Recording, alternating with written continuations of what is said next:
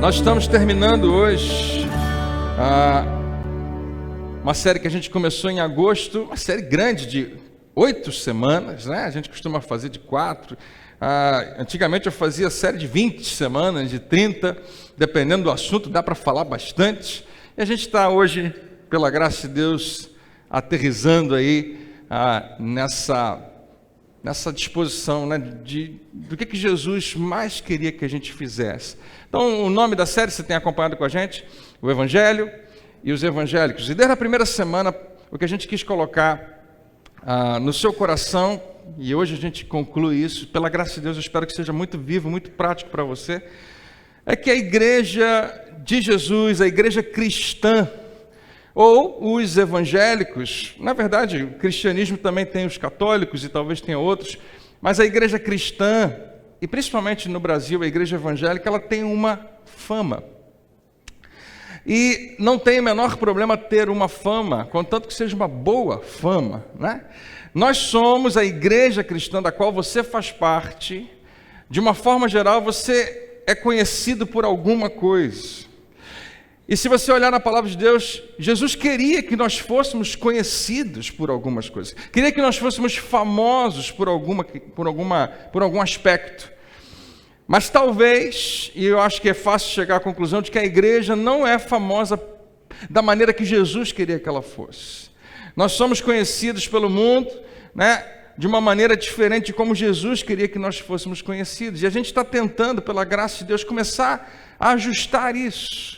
Quem sabe nós vamos ser a geração, quem sabe nesse momento tem um monte de outros pastores pregando a mesma coisa e muitas igrejas abraçando e absorvendo essa verdade. Quem sabe a gente está meditando a respeito disso.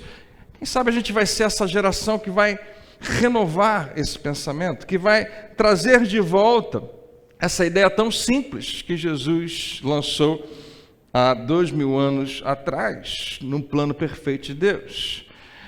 A igreja precisa renovar a sua, entre aspas, a sua marca, né? Nós fomos marcados por uma mentalidade distorcida. O que a gente tem falado nas últimas semanas é que essa expressão cristão, pela qual nós somos conhecidos, ela não aparece na Bíblia senão 3 vezes, e não é um nome que é bem definido, ele parece ser um adjetivo, parece ser uma qualificação de alguém, mas é na Bíblia colocado até de maneira pejorativa. É um apelido que deram para as pessoas que seguiam a Jesus, não necessariamente porque gostavam daquelas pessoas. E se você procurar, você não vai encontrar como definir muito bem essa palavra. Então, se a gente quiser usar ela como base, o que a gente tem hoje é cristão de tudo quanto é jeito, cristão de tudo quanto é tipo, cristão que pensa completamente diferente de outros cristãos.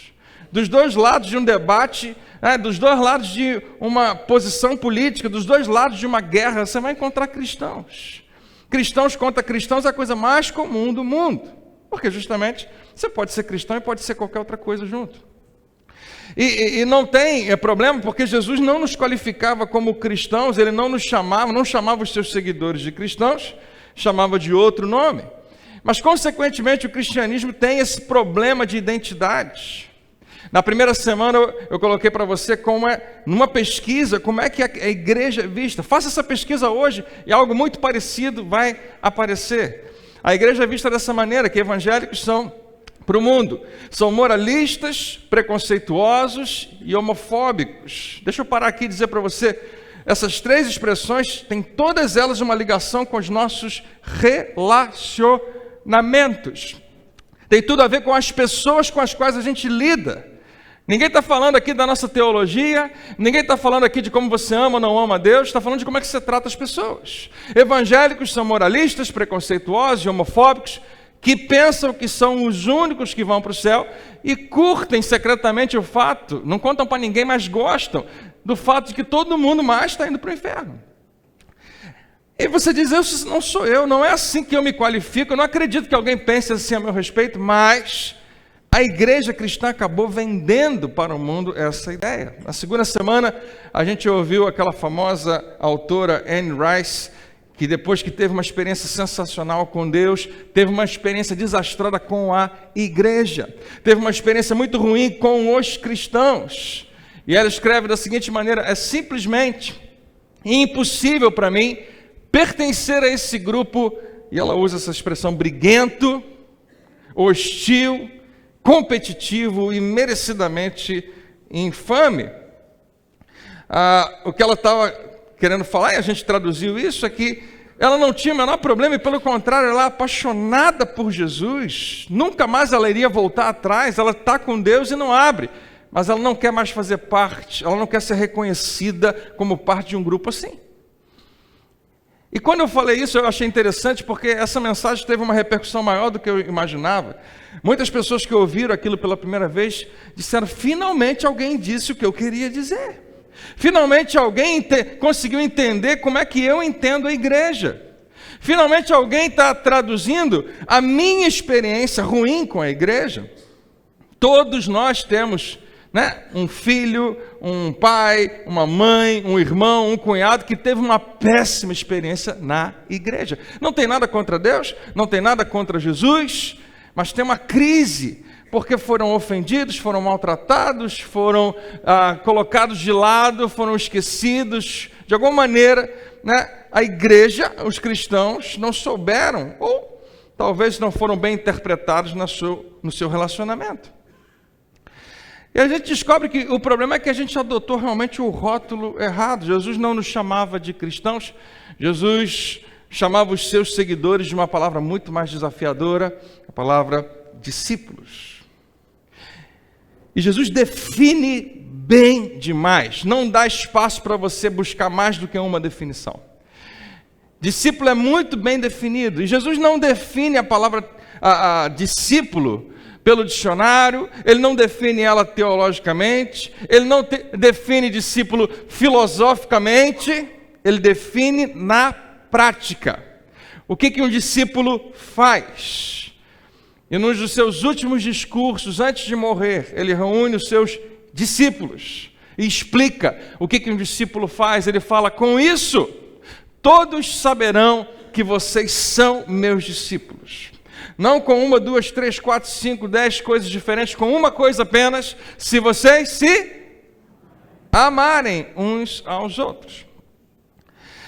Não é o quanto vocês conhecem das parábolas que eu contei, não é o quanto que vocês decoraram no meu sermão da montanha, não é o quanto vocês participaram dos milagres que eu realizei, não é o quanto vocês me amam, está embutido nisso, mas é o quanto vocês se amam. É isso que define vocês como meus discípulos. E caminhando nas últimas semanas, a gente foi descobrindo o que Jesus queria. Ele pretendia que esse tipo de amor, esse amor uns aos outros, esse amor que é claro e óbvio, esse amor que é fácil de perceber, notável, ele permanecesse como um guardião de toda e qualquer outra regra no cristianismo. Porque toda religião, todo grupo de crenças que você possa imaginar tem regras. E para nós não é diferente. Se você tem a sua Bíblia aí com você, ou o seu celular com várias versões da Bíblia, o que você tem para muitas pessoas é um monte de regras, tanto no Antigo quanto no Novo Testamento. E a gente pensa que é isso, que é seguir Jesus, seguir cada uma daquelas regras. E sim, todas elas são muito importantes, todas elas merecem ser estudadas e praticadas. Mas ele está nos mostrando que existe algo que tem que ser o guardião de todas elas. Que quando Jesus é perguntado, quando perguntam a ele qual é o maior dos mandamentos, qual é o maior? Jesus faz questão de dizer, e ele explica muito bem a respeito disso, eu gosto demais, e hoje eu queria que você abrisse os olhos para isso. Jesus, qual é o maior de todos os mandamentos? Em Mateus 22 ele responde: ame o Senhor, o seu Deus. Essa resposta todo o povo judeu conhecia. Ela estava lá em Deuteronômio capítulo 6, versículo 5. Todo mundo sabia. Eles decoravam e falavam isso pelo menos uma vez por semana. Talvez alguns falavam isso todo dia. Como Deus coloca, né? Ouve, ó Israel, eu sou o Senhor. E eles falam: ame o Senhor, o seu Deus, com tudo que há em você, de todo o seu coração, de toda a sua alma, de todo o seu entendimento. Uma outra versão ainda diz: com todas as suas forças. Jesus fala, este é o primeiro e maior mandamento. E aí ele continua e pega um versículo de outro lugar, de Levítico, e coloca no meio do discurso dele. Ninguém tinha feito isso antes, ninguém tinha ouvido isso antes. Levítico 19, 18, ele fala, e o segundo é semelhante a esse, é tão importante quanto, ele é segundo em sequência, não é segundo em importância, tem o mesmo grau de importância. O segundo, e alguém poderia ter levantado a mão lá e falado, Jesus, a gente só pediu um, não pode ser só um? Jesus fala, não, eu não posso te dar um mandamento sem dar o outro. Eu não posso indicar para você qual é o grande, o maior, mais importante mandamento e deixar este fora. E não tente de jeito nenhum fazer um sem fazer o outro. Não tente praticar um e ignorar o outro. Os dois estão entrelaçados, os dois estão intimamente conectados. O segundo é semelhante a ele e é ame o seu próximo como a si mesmo. Um mandamento que eles conheciam também, mas que nunca tinham percebido o grau de importância, até o momento onde Jesus junta amor a Deus e amar as pessoas. E em seguida, Jesus fala algo que é tão chocante. Eu não sei como que a gente não percebeu isso. Eu não sei como é que a gente passa por cima disso. Eu não sei como a igreja, durante tantos e tantos anos, ignorou isso. Eu estou falando porque já houve ondas na nossa história, desde o momento que Jesus falou isso, e a igreja nasceu, e todos os séculos que se passaram, isso foi sendo esquecido, foi sendo lembrado, foi sendo esquecido, mas principalmente esquecido. O que Jesus fala em seguida é para chamar a nossa atenção, é para fazer você se endireitar na sua cadeira, é para fazer você repensar o seu cristianismo. Ele fala o seguinte, destes 2 mandamentos, que são os maiores de todos, dependem toda a lei e os profetas. Lei e os profetas é como eles chamavam a Bíblia deles. Depende toda a Bíblia, depende de tudo que vocês acreditam sobre Deus, desses 2 mandamentos. Todos os mandamentos que vocês conhecem. Não farás isso, não farás aquilo, farás aquilo outro, não matarás, não adulterarás, seja o que for. Todos os mandamentos, todos que vocês lembrarem. Marido, amai as vossas esposas, esposas sejam submissas, filhos, não sei o quê, todos eles. Todos os ensinos da palavra, toda e qualquer exortação, em toda a sua Bíblia, dependem, antes de tudo, desses 2 mandamentos. Em outras palavras, toda vez que você for abrir a sua Bíblia, toda vez que você for estudar a sua Bíblia, toda vez que você quiser pegar um versículo para aconselhar alguém, toda vez que você precisar tomar uma decisão e você quer saber qual é a vontade de Deus, todas as vezes que você quiser usar a Bíblia para resolver uma questão, o que a Bíblia diz sobre o meu marido? O que a Bíblia diz sobre a minha esposa? O que a Bíblia diz sobre casamento? O que a Bíblia diz sobre sexo? O que a Bíblia diz sobre filhos? O que a Bíblia diz sobre o controle das minhas emoções ou qualquer outra coisa? Toda vez que você procurar uma lei, um mandamento, uma regra, uma instrução, Jesus está nos dizendo, não faça isso sem esse filtro. Sem o simples filtro de amar a Deus e amar as pessoas. Qualquer outra coisa na sua Bíblia. E Deus não Ele fala com muita clareza para mim e para você, é palavra dele, inspirada por ele. O problema que eu e você temos não é o que as outras coisas todas da Bíblia às vezes podem, entre aspas, se contradizer. É como nós temos dificuldade muitas vezes de interpretá-la. Então o que ele nos dá não é uma necessidade de interpretação, é algo absurdamente prático. Pega tudo e filtra por amar a Deus e amar as pessoas. Amar a Deus acima de tudo, com toda a força, com tudo que é em você. E se eu perguntar aqui quantos amam a Deus, eu acho que quase todo mundo vai dizer, eu amo. Mas a segunda parte é fundamental e é a base de tudo. Amar a Deus acima de tudo e revelar isso amando os seus filhos, como Ele ama. Como é que você revela que você ama a Deus? Não é dizendo a Ele que você o ama, não é servindo a Ele com tudo que é em você, não é sendo devotado para sempre, não. com todas as suas práticas e disciplinas espirituais, você pode fazer 1000 orações por dia, cantar 50 louvores por noite e ajudar pessoas pobres, seja o que for. Paulo fala a respeito disso, ele vai dizer: você revela o seu amor por Deus quando você ama irmãos, quando você ama pessoas, quando você ama os filhos de Deus, assim como Ele também ama. A gente falou bastante sobre isso. Se você amar os meus filhos, eu estou feliz. Você não precisa dizer nada para mim, você não precisa me amar mais. Eu estou extremamente amado quando você ama os meus filhos. Quem entende o que eu estou dizendo, diga amém. Jesus está dizendo: não ouse pegar a minha palavra e usar a minha palavra para maltratar alguém ou para excluir alguém. Não pegue a minha palavra e use contra alguém que eu amo. Semana passada a gente construiu até essa pergunta tão importante. E semana passada eu desafiei você a pegar essa pergunta e não necessariamente praticá-la, mas fazer a pergunta pelo menos. Praticar pode ser muito difícil, pode ser muito desafiador, pode ser um pouco mais à frente, mas quem sabe começar a pensar para você ter alternativas. A pergunta que para nós resolve tudo como igreja: o que o amor requer de mim? Deixa eu fazer uma pesquisa. Alguém pensou nessa pergunta essa semana, só para eu saber? Mais alto, só um pouquinho, só para ver. Que bem, que bom. Estou pregando para 10%, está ótimo. Então deixa eu repetir para você. Porque o que a gente vai falar hoje vai repousar mais uma vez e terminar nessa questão.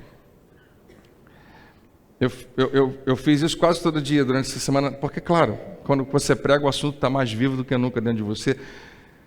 E nem sempre é fácil, mas muitas vezes você consegue praticar. O que eu pedi é que você pensasse, toda vez que você interagisse com marido, esposa, filhos, pessoas do trabalho, seja um bom momento, seja um péssimo momento, essa pergunta tem que aparecer dentro de você. Diante do que eu estou vivendo, à luz de quem eu sou, de quem eu conheço, do que essa pessoa está fazendo, de quem ela é, o que o amor requer de mim?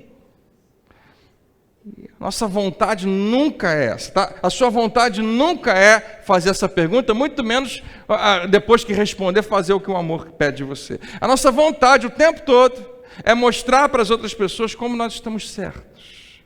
A nossa vontade o tempo todo é revelar para as outras pessoas como a gente sabe o que a gente está fazendo. E se a gente conseguir usar a Bíblia para provar que a gente está certo, melhor ainda. E querido, Jesus, Ele é sensacional, Ele é brilhante. Eu e você lemos isso e a gente continua fazendo a mesma cara. Jesus falou: vocês têm que, acima de tudo, amar a Deus e amar as pessoas. E você revela o seu amor por Deus, amando pessoas.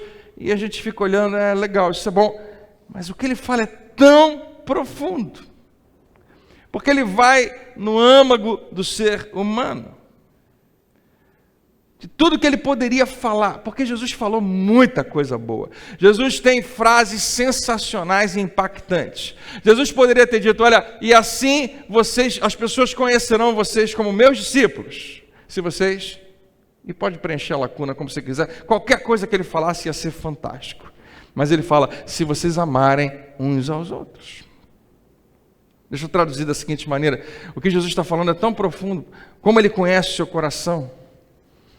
Eu queria que você olhasse para a tela. Há 2 tipos de pessoas que marcaram a sua vida e formaram quem você é. Há 2 tipos de pessoas apenas que marcaram e formaram quem você é. Quem você é hoje como pai, quem você é hoje como marido, quem você é hoje como mãe, quem você é hoje como esposa, quem você é hoje como chefe, como qualquer coisa, como empregado.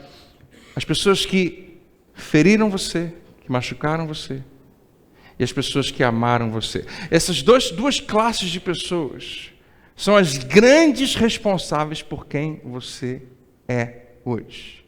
Pessoas que feriram você profundamente, ou pessoas que amaram você profundamente.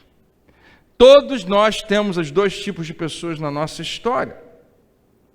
Pessoas que amaram você, pessoas que feriram você. Pessoas que revelaram de alguma maneira amor, ou então ressentimento, ou então foram indiferentes, feriram você em algum nível. Aqueles que te machucaram, aqueles que te amaram profundamente. Quem você é hoje, como marido, como esposa, como pai? Você é por causa de grandes doses de mágoa e rejeição, que fazem parte da nossa vida, ou de amor e aceitação, que você recebeu. A sua segurança como homem, como mulher, a sua capacidade de confiar, tem tudo a ver com isso. A sua saúde emocional está completamente ligada a isso. E muita coisa na sua vida flui a partir disso. Se você já foi buscar aconselhamento pastoral, psicológico, psiquiátrico, porque você está vivendo um momento na sua vida que você não consegue resolver, que você sempre bate contra uma parede, você não consegue vencer aquela situação, um bom conselheiro sempre vai te levar aqui, sempre vai te levar a esse lugar. Um bom conselheiro vai acabar fazendo você refletir a respeito disso, na sua história, na sua infância, na sua adolescência. Quem foi e o que aconteceu? Mas pessoas amaram você profundamente, pessoas feriram você profundamente. A gente não saiu do assunto, Jesus sabe disso muito bem.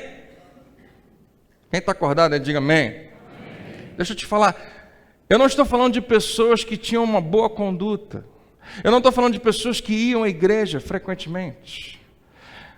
Muitas vezes são essas que às vezes trazem problemas para a gente. Não estou falando do que a pessoa acreditava, quais eram as convicções dela. Eu estou falando de como você foi tratado por essas pessoas. Como as pessoas trataram você. Como se comportaram em relação a você. Porque tem muita gente, meu Deus, cada vez eu vejo mais, muita gente que foi profundamente ferida por gente com uma teologia impecável. Sabe tudo de Deus, sabe tudo da palavra, mas ainda assim foram usados contra você, foram usados para ferir você, para machucar você. Gente que acreditava nas coisas certas, que tinha as convicções certinhas, que então tem base na palavra de Deus, aparentemente uma pessoa muito espiritual, não faltava um culto, que conhecia cada capítulo e versículos de cada pecado que você já cometeu. Do lado de fora, um exemplo de pessoa, um cidadão exemplar, mas que por dentro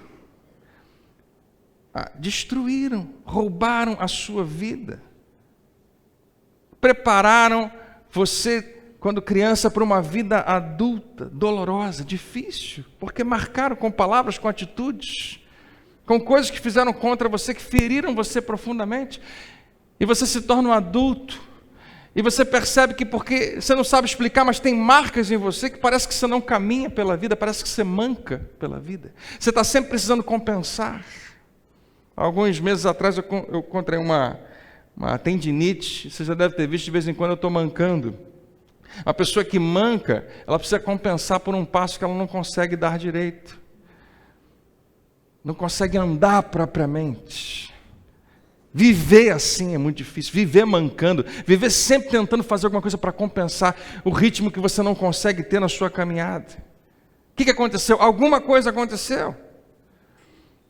E não é porque alguém falou ou ensinou alguma coisa teologicamente errada para você, não. Porque você foi ferido. E é incrível porque, mais uma vez, hoje a gente está apontando para Jesus e como isso é sério, como o que ele está falando é tão grande. Porque homens com uma teologia excelente já bateram na sua esposa, né? Na sua própria esposa, não na sua, espero. Homens, né, que sabem tudo da palavra, mas eram extremamente violentos. Mulheres também deram aula na escola dominical por anos e anos, a história vai nos contar, mas que abandonaram os seus filhos. Hoje nós temos na prisão, em vários lugares do mundo, inclusive aqui no Brasil, pastores, padres, com diplomas, sabem tudo de teologia, sabem tudo da interpretação da palavra de Deus, mas que feriram crianças, que abusaram. Uma teologia impecável. Mas agora aquelas crianças que foram feridas e machucadas se tornaram adultas. E elas não são afetadas e marcadas pela teologia daqueles homens, mas por como elas foram tratadas por eles. Nós temos hoje pastores, padres, apóstolos, diáconos, bispos, que já cometeram todo tipo de atrocidade, já cometeram estelionato, já cometeram adultério, já cometeram homicídio. E a gente precisa só olhar para isso e perceber que não é o quanto eles sabiam da palavra que fez diferença, mas o quanto eles fizeram a única coisa que Jesus pediu que eles fizessem. Por outro lado, graças a Deus, muitos de vocês que estão aqui se tornaram adultos, com uma autoestima excelente, com uma clareza e uma visão de vida excelente, com um potencial sensacional. E isso aconteceu porque alguém amou você profundamente. Alguém tratou você como Jesus queria que você fosse tratado. E a teologia dessas pessoas nem eram tão boas, não eram grande coisa, não era tão sofisticado. Eles não sabiam todos os versículos, eles não sabiam tudo quais eram as referências, talvez nem eram tão constantes assim na igreja, mas essas pessoas deram algo a você que preparou você para você ser bem-sucedido na sua vida adulta, que vai muito, muito além de teologia e muito além de convicções. Essas pessoas amaram você, só isso. Talvez um pai, talvez uma mãe, talvez os dois, uma professora, um amigo, alguém que se sentou do teu lado num pequeno grupo, alguém que apareceu na sua vida pela primeira vez, e pela primeira vez você experimentou o que significa amor incondicional. Essa semana eu vi um vídeo, mais um daqueles, de alunos que fazem uma homenagem à professora, já cresceram, a professora está idosa, uma professora que tinha contraído câncer, estava lutando contra o câncer, os alunos vêm no corredor e cantam para ela uma música, ela não consegue se aguentar de tanto chorar, ela cai no chão, fica chorando, e eles falam com ela, e no final um dos alunos fala assim: eu sou quem eu sou hoje, por sua causa, porque você depositou amor na minha vida. Ele está dizendo, eu tinha tudo para ser qualquer outra coisa, mas porque alguém entrou na minha vida e me amou, fez toda a diferença. Queridos, quando você conta a sua história, na verdade você está contando lá no fundo uma história de rejeição e de amor. De momentos de rejeição, de momentos de dor, de momentos onde você não foi amado e de momentos em que você foi. E na sua história, se você vai falar de alguém, você vai mencionar o nome de pessoas que, independente do que elas acreditavam, fizeram coisas. Não disseram apenas, mas fizeram coisas que marcaram a sua alma profundamente. E você hoje é um marido, você hoje é uma esposa, você hoje é pai, você é mãe, você lidera, você se relaciona com as pessoas com base no quanto você recebeu dessas duas coisas. Em outras palavras, essa é uma convicção muito grande no meu coração hoje. A maneira como você foi tratado tem mais a ver com quem você é do que todas as suas convicções. Tudo que você acredita, tudo que você acha que é a base da sua vida é muito importante, é grande demais, mas não se compara à força que está dentro de você por conta de como você foi tratado. Eu espero que todo mundo esteja acordado. Essa é a razão por trás do novo mandamento. Essa é a razão porque Jesus diz o que ele diz. E como esse mandamento é profundo, maravilhoso, brilhante. E ouça, essa é a razão porque nós, a igreja, os seus seguidores, precisamos compreender isso. Porque, queridos, essa é a nossa melhor estratégia, essa é a nossa melhor jogada, esse é o nosso melhor plano, se a gente quer realmente ser usado por Deus. Mas como eu disse para você, em algum momento, ao longo do caminho, os seguidores de Jesus mudaram o foco. Primeiro, Jesus fala para eles, vocês têm que se amar, e a igreja começa muito bem, todo mundo se ama, e basta isso. Mas em algum momento na história, eles mudaram de fazer para crer. E vai parecer que eu estou falando mal de crer, mas não. Claro que crer é fundamental. Claro que crer é essencial, extremamente importante. Mas o que adianta crer sem fazer? Quando Jesus começa a igreja, a única coisa importante era isso, fazer. Praticar o único mandamento que ele deu.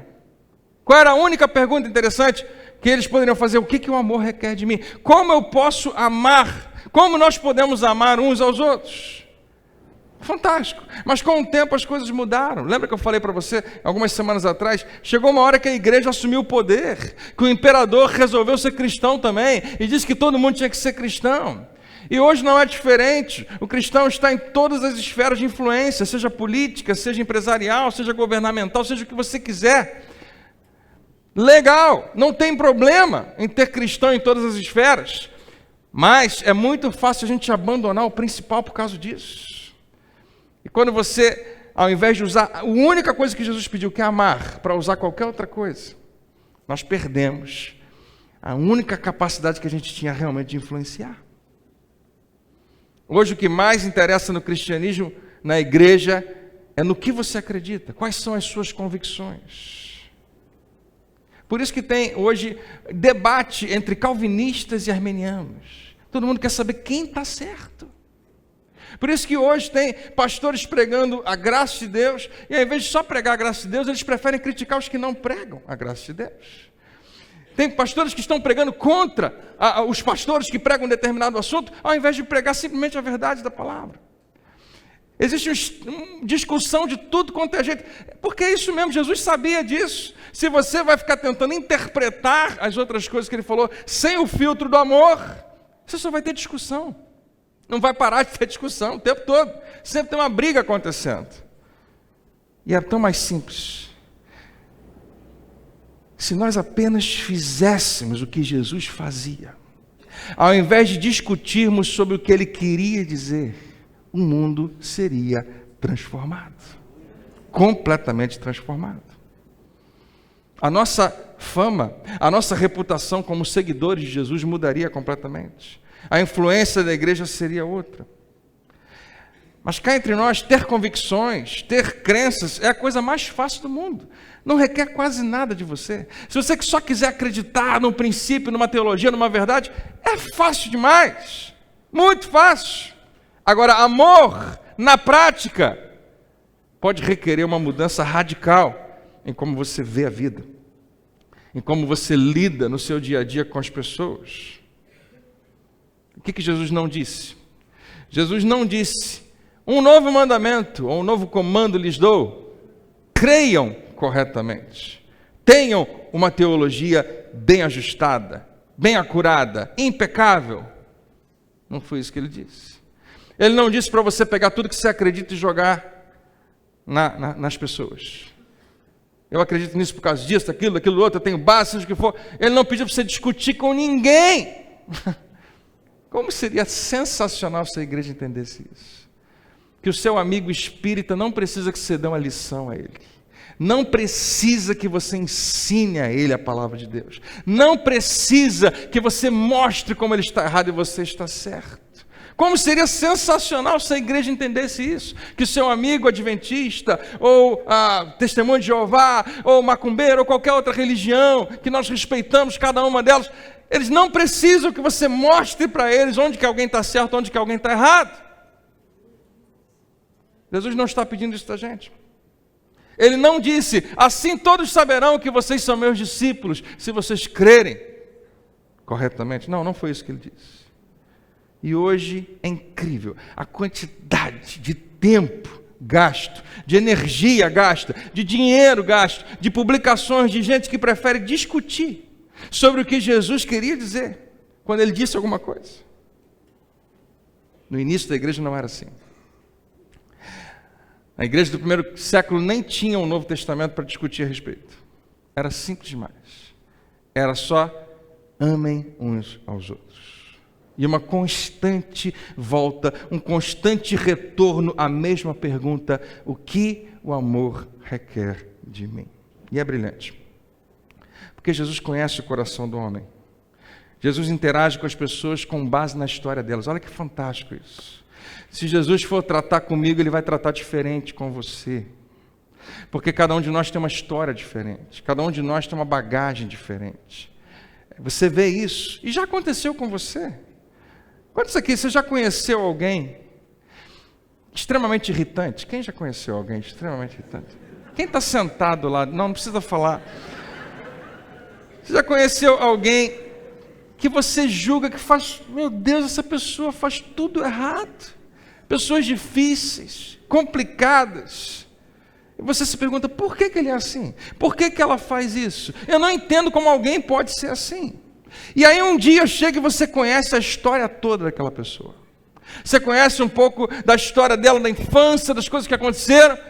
Eu não estou dizendo que tudo muda, mas a sua perspectiva com certeza muda. A sua maneira de enxergar aquilo muda.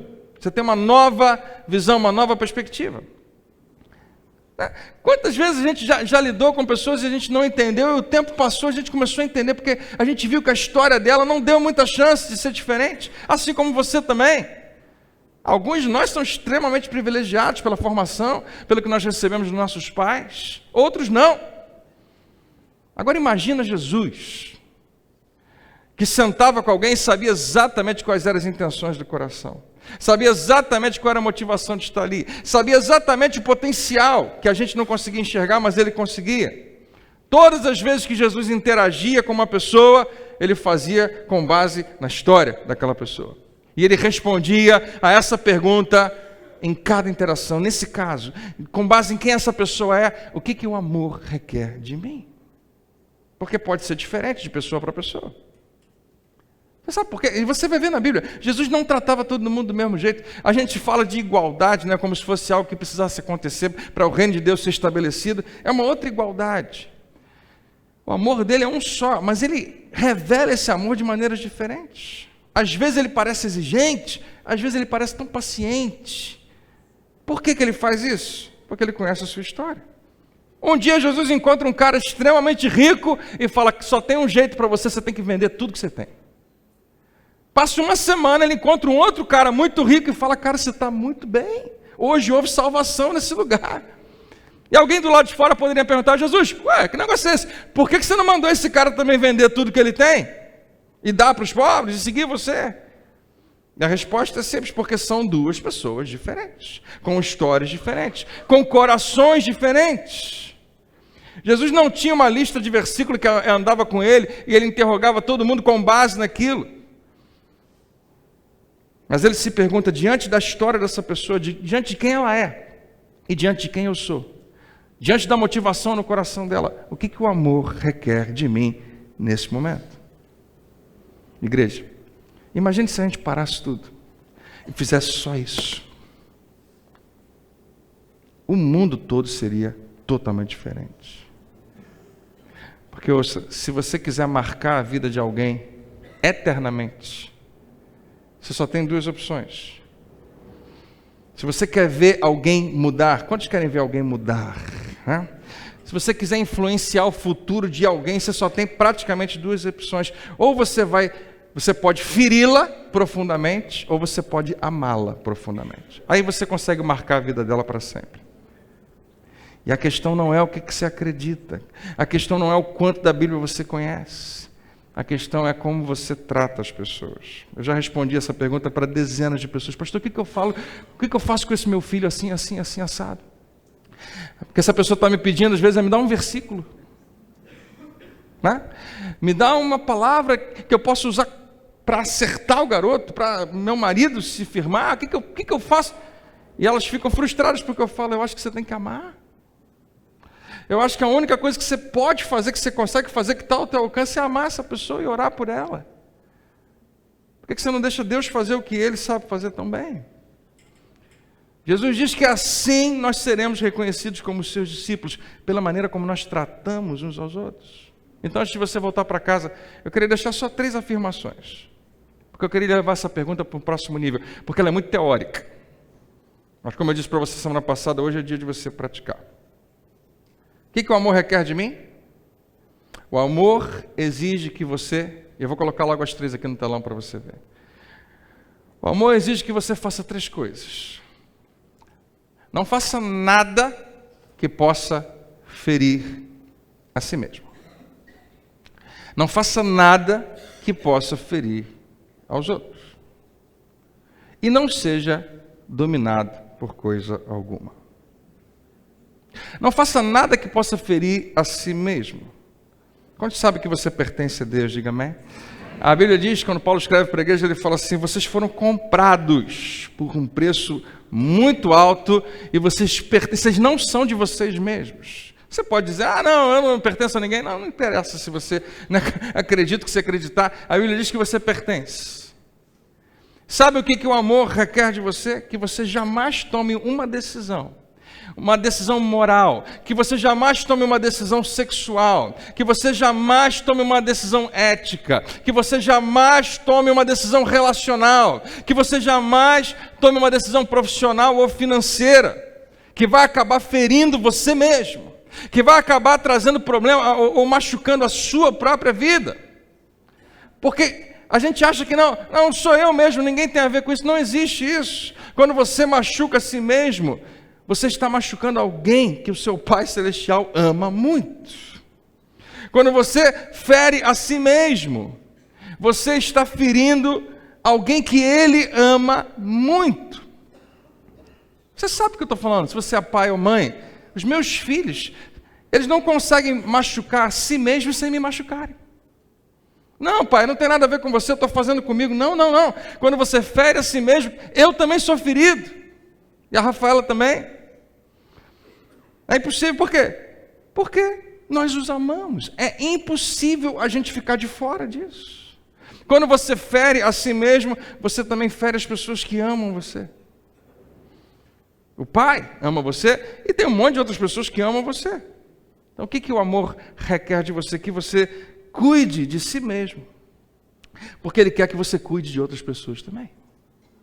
E há pessoas que você não sabe, mas que dependem de você, que estão olhando para você. E quando você fere a si mesmo, você fere a elas. E quando você não cuida de si mesmo, você está deixando de cuidar delas. Sou só eu? Não é só você. Você é amado. Então qualquer coisa que você faça para ferir a si mesmo, vai ferir outras pessoas. Quem está acordado, diga amém. Segundo, não faça nada que possa ferir aos outros. Óbvio. Toda vez que eu interajo com qualquer pessoa, e não importa se ela é crente ou não é, não importa se ela fez algum mal a mim hoje no trânsito ou em qualquer outro lugar, não importa quem ela seja, qualquer outra pessoa do planeta que você um dia cruzar com ela, é alguém por quem Jesus derramou o seu sangue e revelou o mesmo amor que revelou a você, que ama na mesma intensidade que Ele ama você. As pessoas que Deus quer que pertençam a elas. Então nunca use o seu cristianismo, nunca use a sua teologia como desculpa para ferir ou ofender alguém. Nunca use um versículo para que alguém seja machucado ou ferido.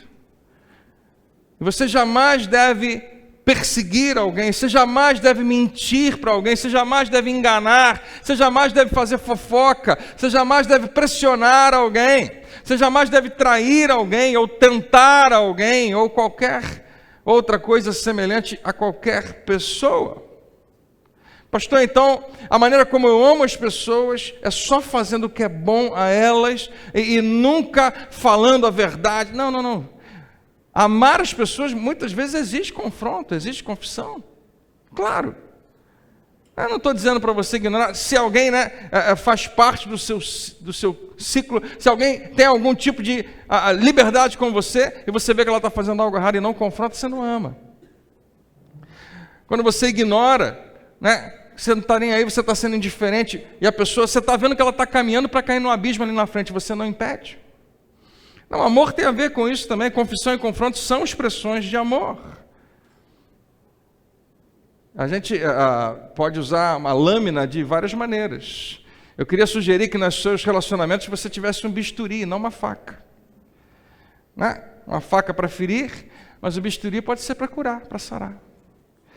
Então, confronto pode ser muitas vezes encarado dessa maneira. E por fim, não faça nada que possa ferir a si mesmo, nada que possa ferir aos outros. Não seja dominado, não seja dirigido por coisa alguma. Se você for dominado por algo, você não vai conseguir amar alguém. Se você for controlado, a sua vida for controlada por alguma coisa, você não consegue amar. Estou falando dos seus apetites. Os mais profundos, os mais escondidos. Não permita que um apetite domine a sua vida. E eu sei que, em geral, quando a gente fala disso, muita gente pensa em sexo ilícito, que é, com certeza, extremamente destruidor, extremamente presente nos dias de hoje. Mas a impressão que eu tenho é que Jesus estava mais preocupado com outras coisas. Jesus frequentemente falava do dinheiro nos dominando. Que o dinheiro tem um poder gigantesco de querer ser o teu Deus, de querer tomar o lugar de Deus. E olha aqui para mim, a pergunta é: quem manda em você? Porque alguém manda. Você é dominado por alguma coisa. E existe alguém que pode fazer isso, nosso Deus, né? Nós chamamos Jesus de Senhor. Ele pode. Uma outra pergunta para você: alguém chamou a sua atenção em relação a alguma coisa? Porque às vezes, quando você não vê, outra pessoa está vendo. É impressionante, porque eu acho que a gente vai ser curado disso, mas talvez sejamos incuráveis nesse sentido. Eu conheço gente que está com 50 anos de vida com Deus, ministerial, gente da maior qualidade, que já aconselhou milhões de pessoas, milhões é exagero, já aconselhou centenas de pessoas, e gente de todos os níveis, gente que você pensa que está ali na igreja firme, e de repente fica cego, completamente cego. E começa a ir por um caminho que você fala: meu Deus, a gente já sabe qual é o final, a gente já sabe o que vai acontecer. E se você é um bom amigo, você vai lá e você trata. Alguém já foi falar com você: cara, eu acho que você está fazendo muito isso. Querida, eu acho que você não está percebendo, mas você está sendo dominada por isso. Porque em geral a gente não consegue enxergar. Outros muitas vezes conseguem nos ajudar a enxergar. Não seja dominado por nada. Sabe por quê? Ninguém que ama você deveria ter que competir com coisas que dominam você. Ninguém tinha que competir com o seu álcool. Ninguém deveria ter que competir com a sua pornografia. Ninguém deveria ter que competir com o seu temperamento. Ninguém deveria ter, porque a gente usa temperamento como Deus na nossa vida. Ninguém deveria ter que competir com a sua raiva, com os seus remédios de tarja preta. Ninguém deveria ter que competir com o teu jogo de futebol, com a sua raiva, com a sua necessidade de ter alguém. Não estou dizendo que muita disso aqui nem é tão ruim assim, mas será que está nos dominando? Porque quando Paulo fala: tudo me é lícito, mas nem tudo me convém, você lembra o que ele fala depois? Tudo me é lícito, mas eu não vou me deixar dominar por nada. Nada disso vai ser Senhor na minha vida. Por quê? Porque Jesus é o Senhor da minha vida. E não há lugar para dois, eu só posso ter um. Sabe o que o amor requer de você? Que você destrone qualquer outro senhor na sua vida. Porque você não vai conseguir amar se estiver sendo dominado. Então, não faça nada que possa ferir a si mesmo. Não faça nada que possa ferir aos outros. Não seja dominado por coisa alguma. Agora, só de curiosidade, seja sincero comigo, enquanto eu estava lendo isso, você não estava pensando em outra pessoa? Sinceramente. Que bom que meu marido veio hoje. Ele precisava ouvir isso. Que pena que meu filho não veio, mas eu vou mandar essa mensagem para ele. Pelo YouTube, eu vou mandar ele ouvir várias vezes. Graças a Deus que a minha esposa está aqui do meu lado, eu estou quietinho, mas Deus está falando. Deixa eu falar para você sério, como eu nunca falei, sobre essa nossa postura. Não é exatamente essa questão, não é exatamente assim que as pessoas que se dizem cristãs ferem outras pessoas. Nós temos uma facilidade imensa de perceber as coisas nas outras pessoas. E quando Deus fala com a gente não consegue ver, não sei se eu tenho isso. E é por causa dessa perspectiva que as pessoas precisam mudar, e eu vou mudá-las, que a gente nunca muda. Que a gente permanece do mesmo jeito. Eu perguntei se você acredita que alguém precisa ser mudado, alguns minutos atrás. E se a gente decidisse que vai deixar Deus fazer isso? Se a gente decidisse que a gente vai permitir que Deus faça o que Ele sabe fazer também, e fizesse apenas essas três coisas para revelar amor? Essa é a minha parte. Isso aqui ninguém tem controle, só eu. Ninguém pode fazer isso por mim. Eu não consigo pregar aqui o ano inteiro e fazer você fazer isso. Eu decido por minha e você decide por si mesmo. Eu não vou mais fazer nada que esteja me ferindo. E eu faço o que for necessário. Eu vou procurar ajuda, eu vou procurar terapia, eu faço o que for necessário, mas eu não vou permitir. Eu não vou fazer mais nada que esteja ferindo as pessoas. Eu não vou ser nem agressivo e nem vou ser passivo. Eu vou amar, com base na história daquela pessoa. Não significa que você tem que ficar o tempo todo desesperado porque eu tenho que fazer alguma coisa. Não, as pessoas vão passar na sua frente. A pessoa que dorme do seu lado, a pessoa que divide a mesma casa com você, você conhece a história. E a sua tentação, o que você mais quer é que ela mude e você quer ser usado para mudá-la. Então vamos pegar a palavra e dar na cabeça dela. Olha aqui o que Jesus falou. Olha aqui que a igreja... Você é crente ou não é? Como é que pode? Você vai na igreja... E a gente afasta mais do que atrai. Você quer realmente que alguém seja transformado? Primeira coisa, você precisa fazer isso. Por você. Ser transformado. Não pegue a faca, pegue o bisturi. Sim, vá confrontar. E eu não vou permitir que nada seja meu Senhor. Só Jesus é o meu Senhor. Amém? Você recebe essa palavra? Quando você usa qualquer coisa, quando a igreja usa qualquer coisa que não seja o amor de Deus, a gente perde, a gente anda para trás, a gente perde a capacidade de influenciar. A igreja lá no início entendeu isso. Eles não tinham opção, é fantástico. Eles não tinham um Novo Testamento, eles não tinham a Bíblia, eles não tinham discussões teológicas. A única coisa que eles tinham era amai-vos uns aos outros. E eu creio que se a gente acertar isso, eu creio que o mundo pode ser transformado.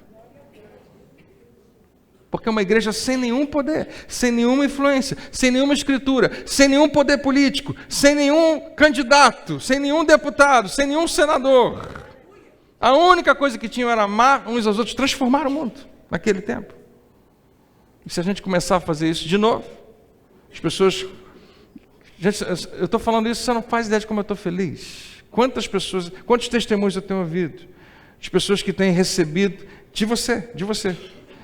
Essa versão nova, não tem mais antiga, mas para muita gente é nova, do cristianismo, que não julga você, mas que quer atrair você para Jesus.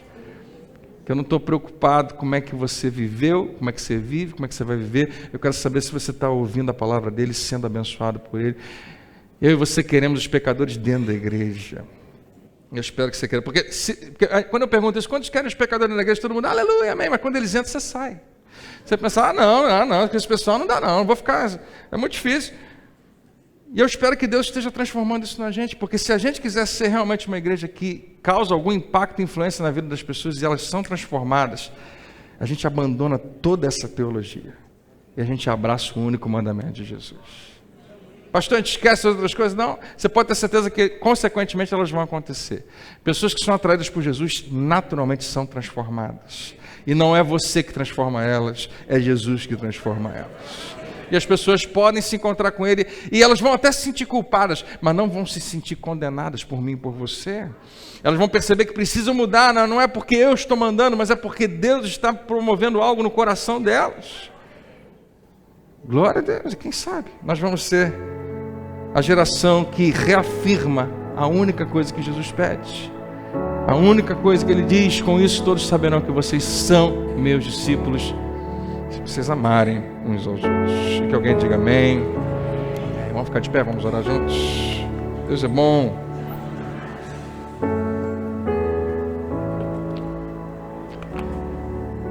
Eu tenho ouvido tanto testemunho de gente que tem pensado nessa nova cultura que a igreja precisa ter.